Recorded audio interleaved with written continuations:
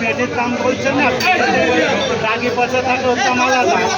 বাচ্চার মাল কিনি না, বাচ্চার মালের দাম আলাদা। আরে ঠিক আছে, তার মানে 100% প্রফিট। আমি 300 টাকা পাল্লা কিনি। 100% করো, 100% প্রফিট করছে এখানে বিজয়।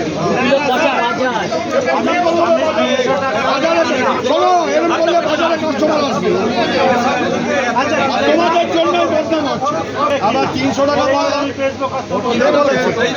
কে বলেছে? 200 টাকা পাল্লা। কালকে দেখে এসছি 200 টাকা এখানে চার্জ আছে। এসব করো না।